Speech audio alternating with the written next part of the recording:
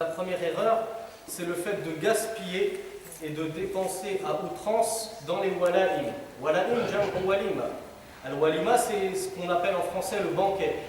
Banquet, c'est lorsqu'on fait le repas pour célébrer le mariage. Une fois que le contrat de mariage a eu lieu, le prophète sallallahu alayhi wa sallam a dit awlim walaw bishat. C'est-à-dire, il a dit fais un banquet, fais un repas, convie des invités, convie des convives, pour faire la proclamation de ton mariage, pour qu'ils sachent que le mariage a eu lieu. Il lui a dit, ne serait-ce qu'en faisant l'immolation d'une brebis. Donc, c'est une sunna de faire al-walima, le banquet du mariage, le repas du mariage. Mais il ne faut pas que cette sunna soit le lieu d'interdit, comme le gaspillage. Allah Azza wa Jal nous dit que les gaspilleurs, ce sont les frères des diables. Donc il est vraiment très très grave de gaspiller dans notre religion, et d'autant plus lorsqu'on voit la famine qui a lieu de nos jours dans le monde entier, et on voit nos frères et nos sœurs qui meurent de faim dans plusieurs pays du monde entier, notamment au tiers-monde.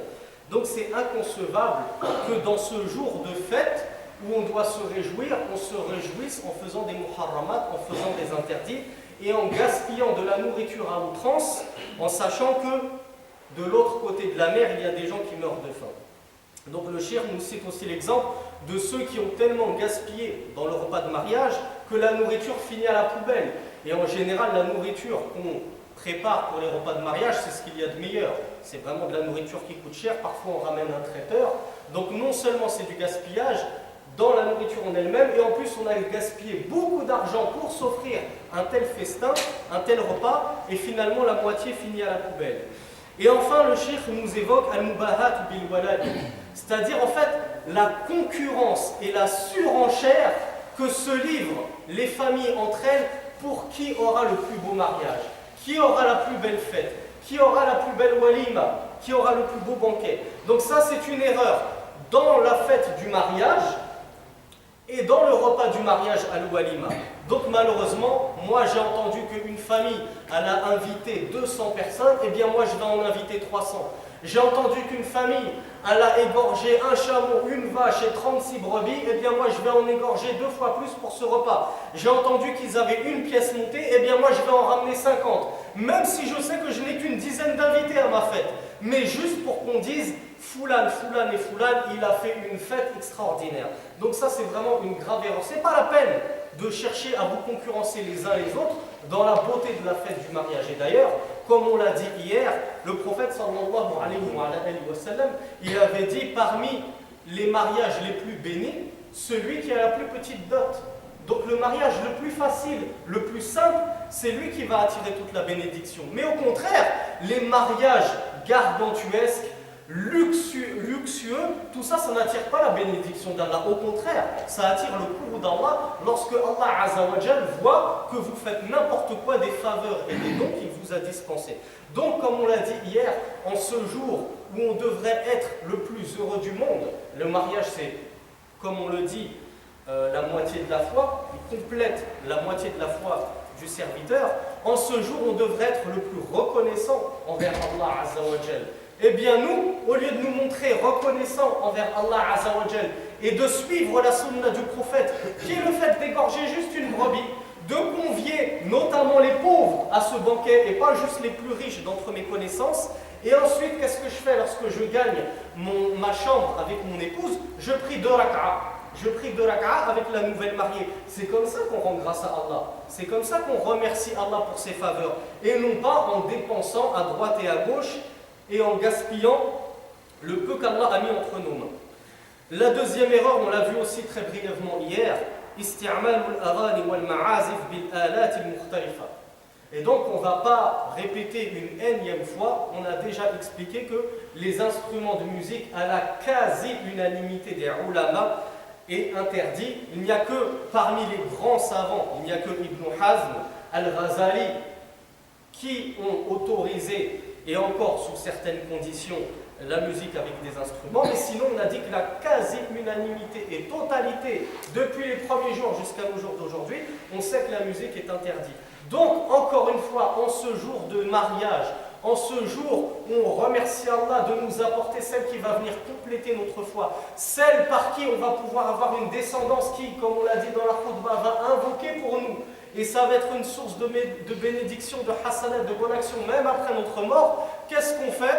Eh bien, on gaspille, on commet des interdits avec de la musique, on ramène des orchestres, même parfois on ramène des danseuses orientales. Bref, al-fawda, le chaos total, c'est tout sauf un mariage qui sera béni. Et comme on l'a dit hier, après il ne faut pas s'étonner qu'un mariage sur deux finisse en divorce. Pourquoi? Parce que dès le début, le mariage a été bâti sur du haram, sur des interdits, sur la désobéissance d'Allah. Donc comment voulez-vous qu'Allah y place son agrément et sa bénédiction? Le troisième point, iqamatul haflat wal munasabat al muharrama min a'yad al milad وعيد الأم والطفل والوالد وحفلات المآتم ونحوها. Donc la troisième erreur évoquée, c'est le fait d'innover, on va appeler un chat, c'est le fait d'innover des fêtes qui n'existaient pas au temps du prophète, ni de ses compagnons, ni des tabi'in et des atba'u tabi'in, et ainsi de suite. Des fêtes que n'ont innové que, par exemple, pour citer le Mawlid al-Nabawi, l'anniversaire de la naissance du prophète sallallahu alayhi wa sallam, c'est les Fatimides qui l'ont innové. Je ne me souviens plus si c'était au 4e ou 5e siècle de l'Hégire.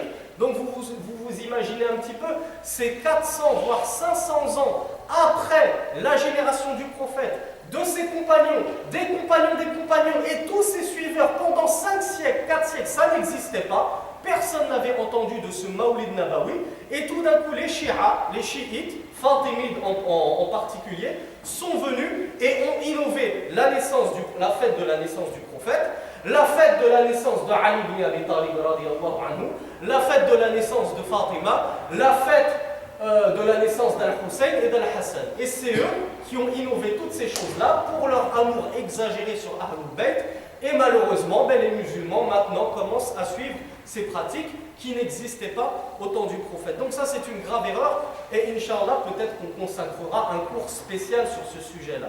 Ici on va énumérer brièvement les erreurs. Donc parmi les fêtes innovées, donc on a vu qu'il y avait Al-Mawlid, il y a aussi les anniversaires, dont on en a parlé très brièvement dans le cours de la semaine dernière. On a expliqué qu'en islam, on n'a que 54 fêtes.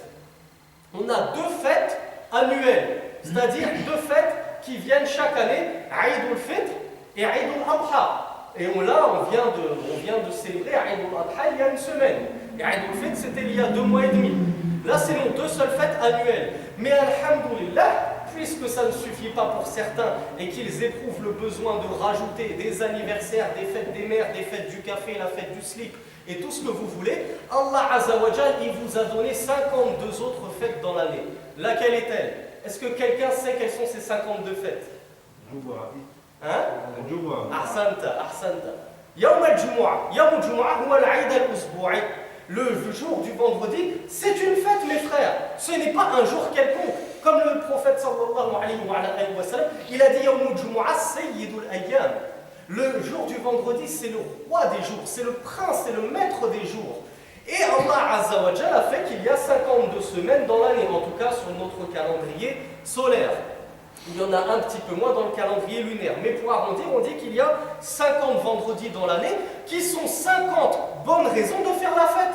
Vous voulez vous réjouir, réjouissez-vous. Le prophète sallallahu alayhi wa sallam, il a conseillé le vendredi pour les hommes de s'habiller sur leur 31, de mettre leurs plus beaux habits, de se parfumer. Et Allah Azza wa Jal a fait que la prière la plus importante de toute la semaine, qui est la prière du vendredi, eh bien, elle a lieu justement le vendredi, où c'est le lieu, et c'est la prière, selon certains avis, la seule prière obligatoire en jama'a.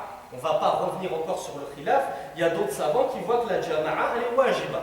Mais selon Al-Jumhur, la seule prière qui est wajiba en jama'a, eh bien, c'est la prière du vendredi. C'est donc la seule prière, en tout cas sur laquelle fait l'unanimité des savants, où tous les musulmans sont obligés de se réunir pour la célébrer. Donc c'est l'occasion d'échange, c'est l'occasion de se rencontrer, de demander des nouvelles de l'un et de l'autre. Donc vraiment, et comme je vous l'ai dit lors de la khutbah de Eid al-Adha, n'hésitez pas mes frères, n'hésitez pas mes sœurs, à faire aimer ce jour à vos enfants, afin que vos enfants, chaque début de semaine, dès le samedi, dès le dimanche, il n'est qu'une hâte, c'est que le prochain vendredi arrive, pour pouvoir fêter ça. Il ne faut plus que vos enfants quémandent et attendent Noël, attendent leur anniversaire, attendent la Saint-Glinglin et compagnie. Non, il faut que les seules fêtes qu'ils attendent, c'est le jour du vendredi, parce qu'ils savent que papa et maman ils vont m'emmener au parc, papa et maman il va m'offrir un Kinder surprise, papa et maman il va jouer avec moi, et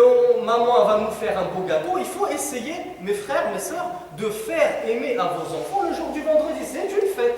C'est une fête, donc, alhamdoulilah, on a au moins une cinquantaine de fêtes dans l'année, nous les musulmans, walhamdoulillahi rabbil alamin. Et comme je l'ai dit, osez me ramener une autre religion qui a autant de fêtes que nous. Alors les chrétiens vont dire on a l'Ascension, on a Noël, on a ci, on a la Toussaint, on a la Saint-Artempion. Mais si on compte, peut-être qu'il y en a une douzaine, une quinzaine. Mais personne ne pourra venir nous dire on en a plus que nous. Alhamdulillahi Rabbil Alamin. Donc mes frères, mes sœurs, on n'a pas besoin d'imiter les non-musulmans. Pourquoi vous avez besoin de les imiter et de prendre leurs fêtes? Eh ben nous on va fêter Noël, eh ben nous on va fêter les anniversaires. Non. Alhamdulillah, kafana ma a'tana Allahu azza wa jalla. Ce qu'Allah nous a donné, ça nous suffit amplement. Et vraiment, croyez-moi mes frères, si chacun célébrait le vendredi comme il mérite d'être célébré, on n'aurait vraiment pas la force de fêter autre chose que nos 52 ou 54 fêtes dans l'année. Et le shir évoque aussi haflatul ma'atim. Ma'atim jam'u ma'tan, c'est-à-dire les funérailles, les obsèques. Donc effectivement aussi chez les non-musulmans, eux, les obsèques, ils les fêtent, ils les célèbrent. Je ne sais pas si parmi vous, certains, il y a quelques années, avaient regardé à la télé les obsèques de Michael Jackson. Aïe aïe aïe, ça a fait du dégât. Hein. C'est vraiment, c'est plus que notre Aïd à nous. Subhanallah, au lieu d'invoquer Allah pour ce mort, il y a des chansons, il y a du gospel, il y a du luxe à outrance, alors que tout ça, ça ne profite en rien au mort. Au contraire, le mort, tout ce qu'il demande, c'est hâtez-moi, que j'en finisse avec Adabul Qabr, les châtiments de la tombe.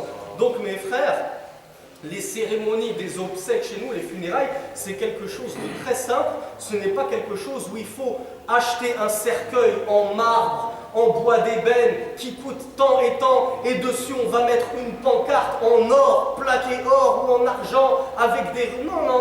Tout cet israf ne sert à rien. Vous ne faites que du tort aux morts et à vous-même en faisant tout ce luxe. Nous, notre cérémonie des obsèques, elles sont très très simples. Et Inch'Allah, quand on commencera les cours de fiqh, eh ben on verra, fi salat al-janaza, comment ça se passe, les obsèques en islam. La quatrième erreur, al-ikhtiratu fi al-haflat wa ghayriha wa idharu al-mahasin min al-nisa amam al-rijal.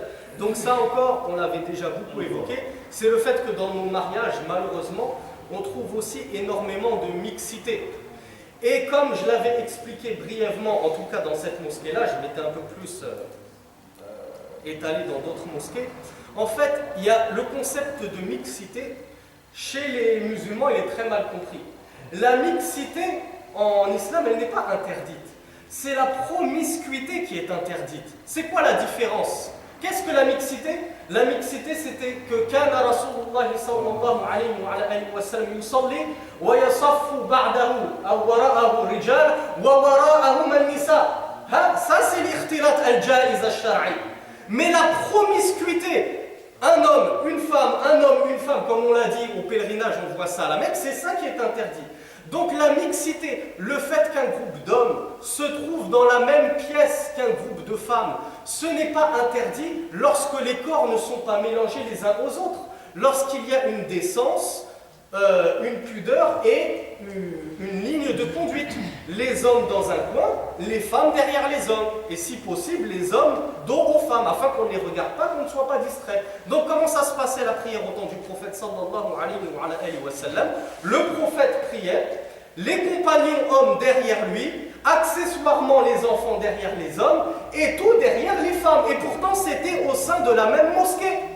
Il n'y avait pas de rideau pour séparer, les femmes n'étaient pas au 10e étage ou au sous-sol entre deux voitures dans le parking, non, les femmes priaient dans la mosquée du prophète avec les hommes. Et le prophète sallallahu alayhi wa sallam n'a jamais condamné cela. Et pourtant, il avait l'occasion de le faire. Pourquoi? Parce que cette mixité-là est autorisée, parce qu'elle respecte une certaine décence, une certaine ligne de conduite. Mais la promiscuité, qui est un degré au-dessus de la mixité, où les hommes sont mélangés aux femmes, à ma gauche j'ai une femme, devant moi j'ai une femme, à ma droite j'ai une femme, dans les mariages, au sein de la même table, j'ai la cousine du cousin, de l'oncle, de la belle-mère, du frère devant moi, juste à côté de moi il y a la belle-sœur du frère, de l'oncle, du chien, de je ne sais pas qui, ça ne va pas. Mais par contre, des tables pour les hommes et derrière, tout au fond de la salle, des tables pour les femmes, on sépare bien, mais ça reste dans la même salle, il n'y a aucun inconvénient. Bien sûr, on le rappelle, à condition que les femmes soient habillées décemment. Parce que lorsque j'ai des hommes dans la salle, dans le même endroit où je suis, une femme ne peut pas enlever son hijab. Une femme ne peut pas enlever son djilbab, une femme ne peut pas se maquiller, se parfumer s'il y a la présence d'hommes. Mais qu'on ne vienne pas nous dire, oui, vous les musulmans, vous êtes des extrémistes, vous cloîtrez vos femmes dans des chambres, dans des garages, je ne sais. Non, on n'a pas interdit les femmes de participer aux festivités du mariage.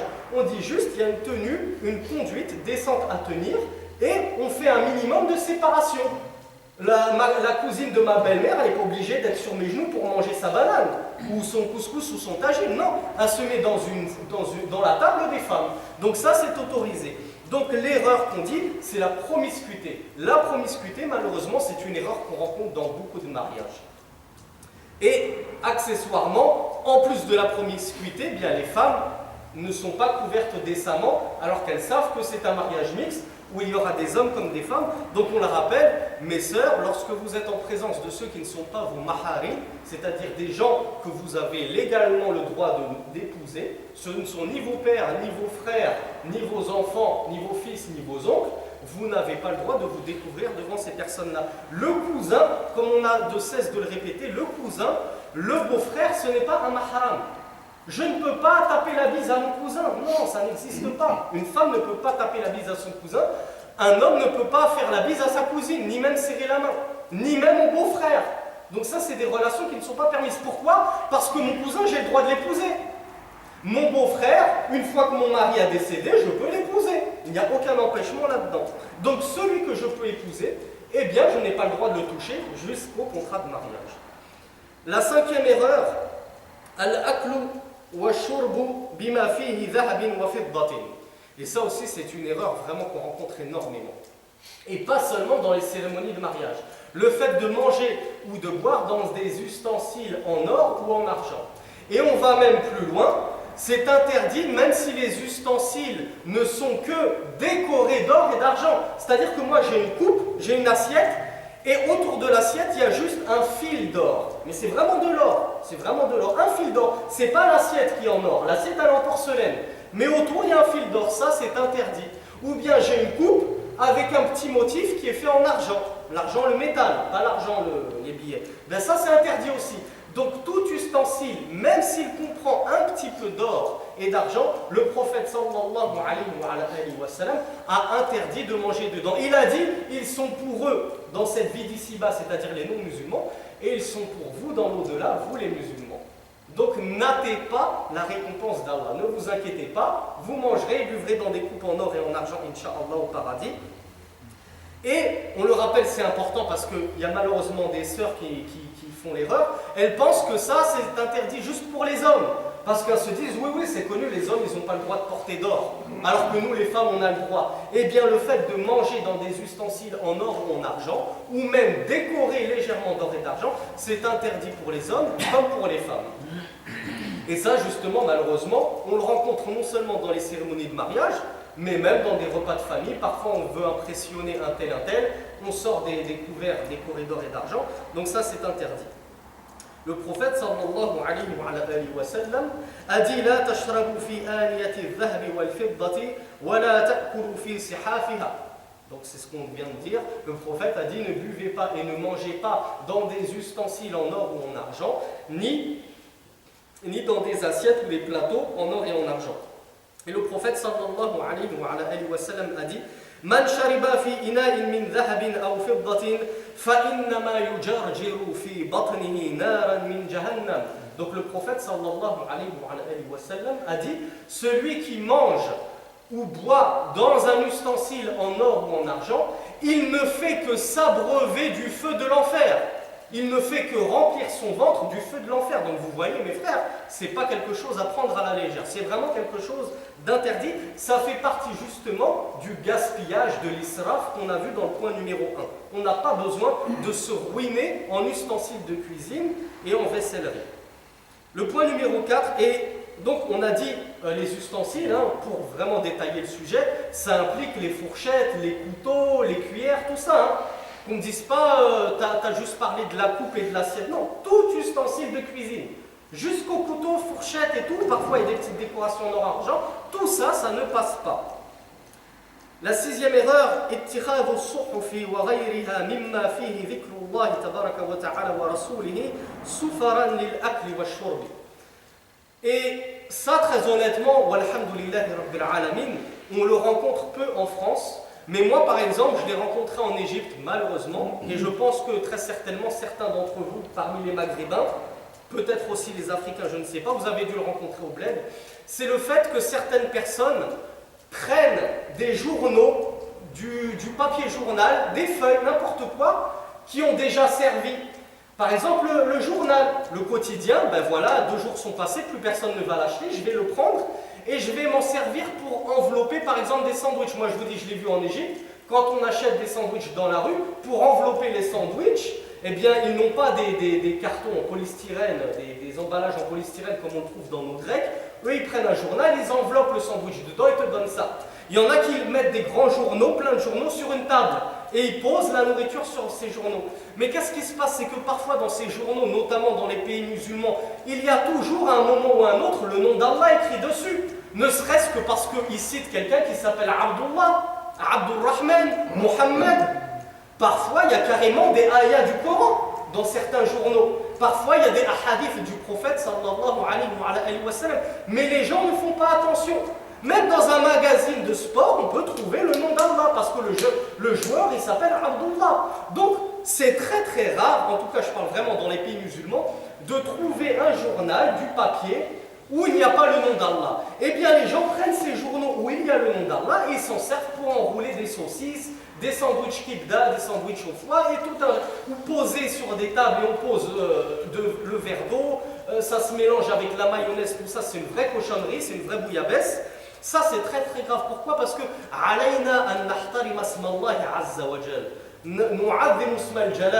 il faut que nous les musulmans, on honore et on respecte le nom d'Allah et on respecte tout ce qui touche à notre religion.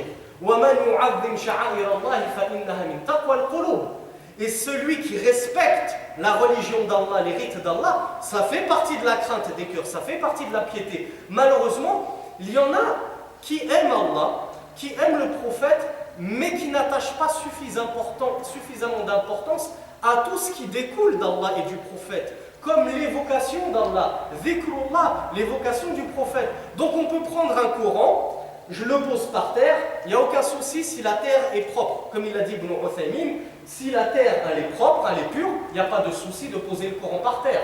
Vous ne le posez pas dans un endroit impur. Mais par contre, qu'est-ce que je fais après? Par-dessus, je repose un livre. Là, c'est là que ça bloque. Comment ça se fait que je pose un livre sur le Coran? Vous savez ce que c'est que le Coran? C'est kalamullah, c'est la parole d'Allah. Donc déjà, il y a certains savants qui n'aiment pas trop qu'on pose un Coran par terre. Normalement, tu as des bibliothèques, tu as une table, pose-le à un endroit décent. Parce que ton baccalauréat, il est accroché et affiché chez toi en format A12. Donc, le Coran, il devrait être encore plus glorieux et plus élevé dans votre cœur. Bon, là c'était juste pour contredire les frères qui disent non, c'est interdit de poser le Coran par terre, même si l'endroit il est propre. Non, mais par contre, poser des choses sur le Coran, se servir du Coran pour s'accouder dessus, poser un verre, j'ai fini de lire mon hizb, après je bois, je pose un verre d'eau sur le Coran, malheureusement, je le pose sur la table, ensuite je pose mes pieds sur la table, sur le Coran, ou juste à côté du Coran. Toutes ces choses-là, c'est des choses qui montrent que dans mon cœur, je n'ai pas le respect que je devrais avoir à la parole d'Allah. Et c'est la même chose pour les journaux dont on parle. Si vraiment je respectais Allah, si vraiment je respectais le prophète, je ne pourrais pas mettre de la nourriture, l'emballer dans des feuilles où il y a écrit le nom de mon Dieu et le nom de mon prophète. Donc ça, malheureusement, le cheikh nous l'évoque dans les banquets de mariage, mais comme je vous l'ai dit, nous on trouve ça au quotidien dans certains pays malheureusement. Et qu'est-ce qu'on fait après? Une fois qu'on a déballé ce journal, qu'on a mangé le sandwich, on prend et on le jette, fait son doril kumama. On jette ces papiers où il y a le nom d'Allah dans la poubelle, avec les déchets, avec les crottes du chien, subhanallah. Là, franchement, ça commence à devenir grave. Là, on peut dire le frère qui fait ça, soit il est inconscient, soit il ne respecte pas Allah comme il se doit. Qu'est-ce qu'ont dit les savants, rahimahumullah, sur le fait de détruire ou de se défaire de choses qu'on aurait et qui portent le nom d'Allah. Par exemple, ces journaux qu'on a et dont on n'a plus usage, je ne sais pas quoi en faire, il y a le nom d'Allah, j'ose pas le jeter à la poubelle, qu'est-ce que je fais? Les savants, ils ont dit soit vous le brûlez, soit vous l'enterrez sous terre, de sorte que ce soit la terre qui l'absorbe, qui le consomme, soit de nos jours, on a ce qu'on appelle des broyeurs, vous savez, on peut en trouver dans certains bureaux, tu mets une feuille et le broyeur broie la feuille en 1000 morceaux. Donc ça, il faut faire attention. Parce que comme il a dit Ibn Baz, rahimahullah, si on déchire la feuille en 4, ça ne suffit pas. Pourquoi? Parce que tu déchires la feuille en 4, il y aura toujours un endroit où il y aura écrit le nom d'Allah, ou un morceau de verset. Il faut prendre un broyeur qui vraiment broie la feuille à tel point que les lettres sont toutes séparées les unes des autres, qu'on ne puisse pas trouver le mot Allah n'importe où dans la feuille. Et à ce moment-là, une fois que la feuille est complètement brûlée, qu'elle est enterrée sous terre ou qu'elle est complètement broyée en 1000 morceaux, il n'y a plus d'évocation du nom d'Allah, il n'y a plus de versets du Coran, il n'y a plus de hadith du prophète, à ce moment-là, on peut s'en débarrasser et jeter la feuille, ou jeter les cendres qu'il reste de cette feuille.